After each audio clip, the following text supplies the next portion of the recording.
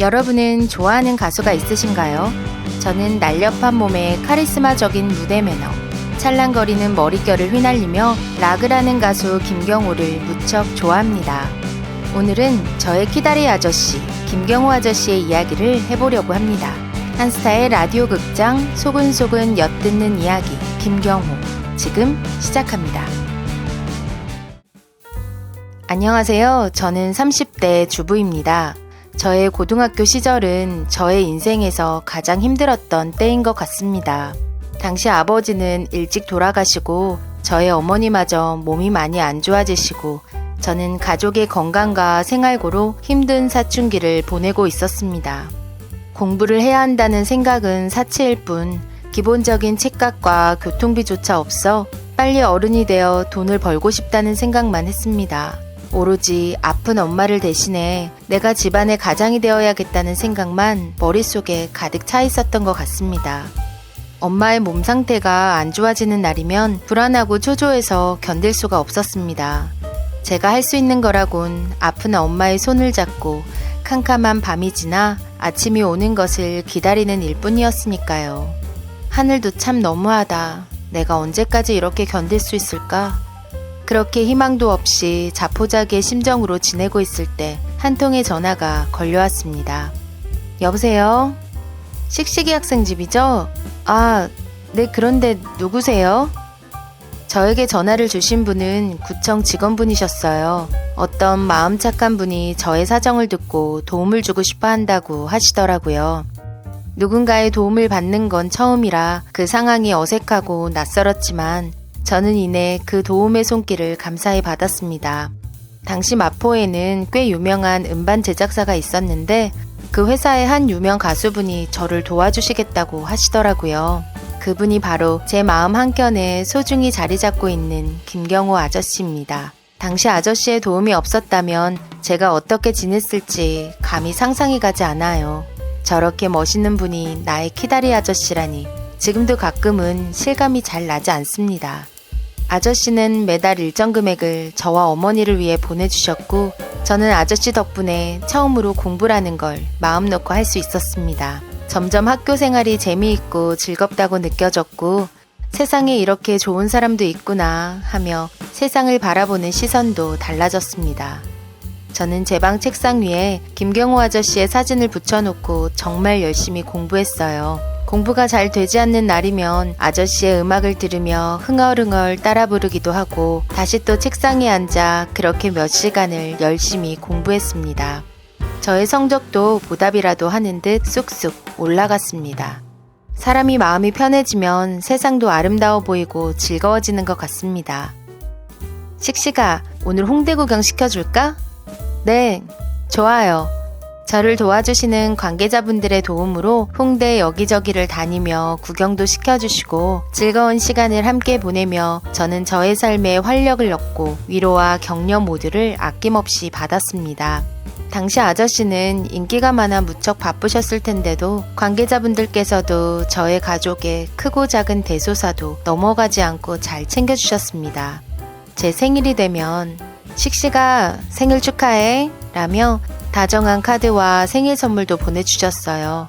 기대하지 않았던 따뜻한 마음과 정성에 제가 돌봄을 받고 있다는 든든함을 느끼며 지냈습니다. 제 방 책상은 어느새 아저씨의 사진과 사인 그리고 CD로 가득 찼고 아저씨의 격려가 느껴질 때마다 저의 어두웠던 마음도 활짝 열려지고 있었습니다. 어느 날 아저씨에게 반가운 연락이 왔습니다. 씩씩아, 잘 지내지? 아저씨가 몇 월 며칠에 땡땡 호텔에서 콘서트를 하는데 어머니랑 같이 보러 올래? 맙소사, 콘서트라니. 전 아저씨가 노래하는 모습을 실제로 볼 수 있다는 생각에 너무 마음이 두근거렸어요.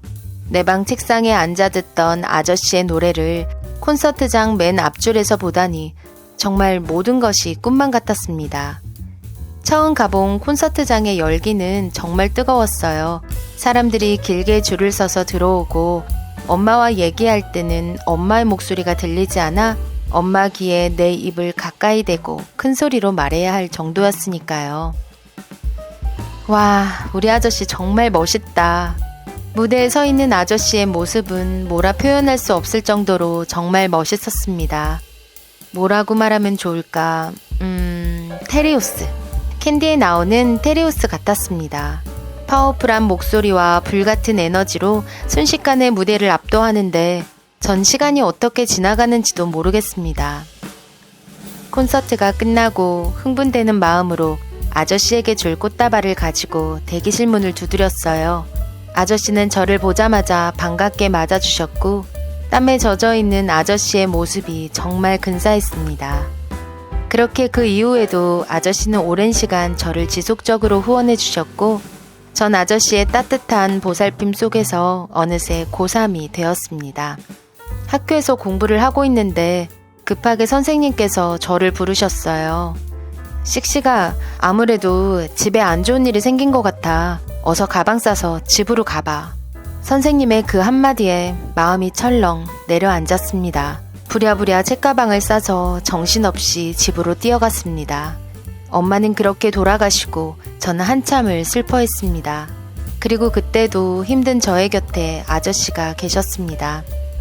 아저씨는 비록 오시진 못했지만 저에게 화환을 보내주시며 힘내라고 격려해 주셨습니다. 살면서 사랑하는 사람을 떠나보내는 것은 참 힘든 일입니다. 남녀가 이별하는 것도 그러한데 부모 사이는 오죽할까요? 그렇게 전 힘든 시간을 보내고 이제 진짜 성인이 되었습니다. 지금은 한 가정을 이루고 7살의 귀여운 아들도 있습니다. 살면서 때때로 어려운 일이 생길 때면 난 힘든 고교 시절도 다 이겨냈는데 이 모든 것 다 이겨낼 수 있어 라고 내 자신에게 이야기합니다. 후에 제가 파리로 유학을 떠나게 되면서 아저씨와의 개인적인 연락은 끊겼지만 전 지금도 아저씨를 생각하면 너무 고맙고 마음 한켠이 따뜻해집니다. 얼마 전에 우연히 길을 가다가 아저씨의 노래를 듣게 되었는데 저의 지나간 일들이 파노라마처럼 스쳐 지나가더라고요.